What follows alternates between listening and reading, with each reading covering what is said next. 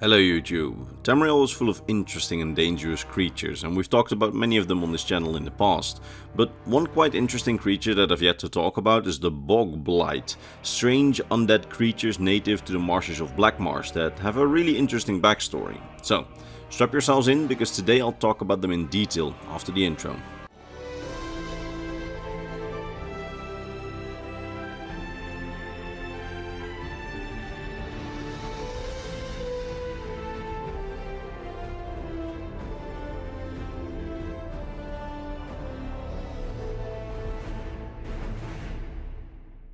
Okay, so Bog Blights, or the Dead Not Dead, as called by the Argonians. They're strange masked undead Argonian zombies of the swamps, native to the marshes of Black Marsh.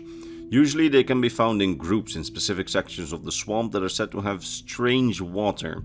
Now, in order to fully understand what these creatures are and how they came about, you need to know a little bit about the Argonian customs around death and funerals.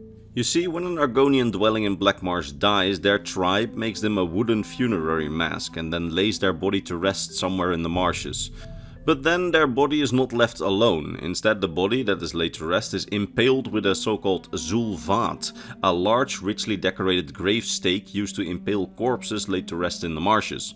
This stake is quite long and is made so that if the corpse gets covered in marsh water, people can still see where a corpse had been laid to rest. And not just that, the Zulvat also functions as a sort of gravestone or memorial monument, because on a Zulvat are rich wood carving decorations that tell the story of the Argonian who was laid to rest.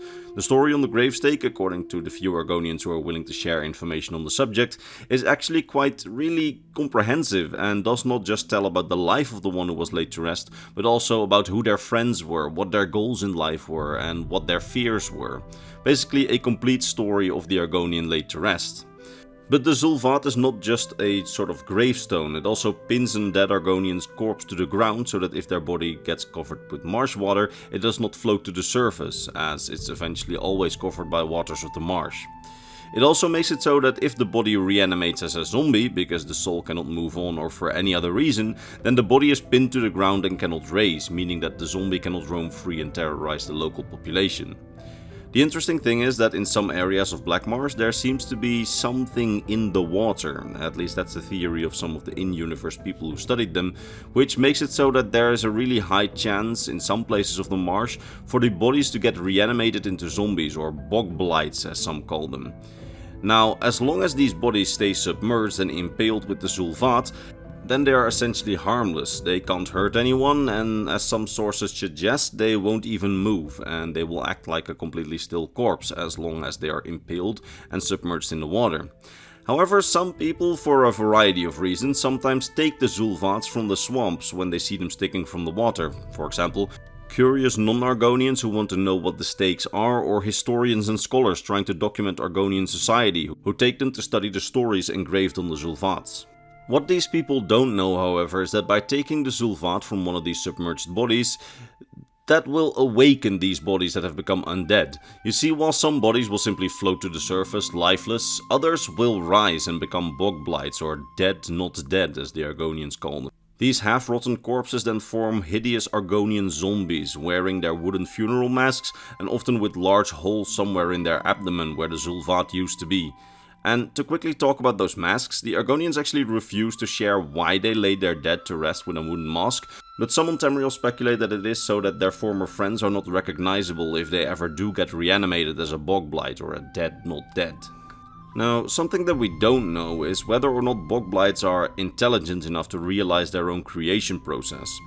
Because while outsiders pulling the Zulvats sets the Bog Blights free, we don't know whether Bog Blights know how this works and make use of it as well. So simply put, we don't know if Bog Blights pull Zulvats of other corpses so that they can free other Bog Blights. We don't know whether they do that.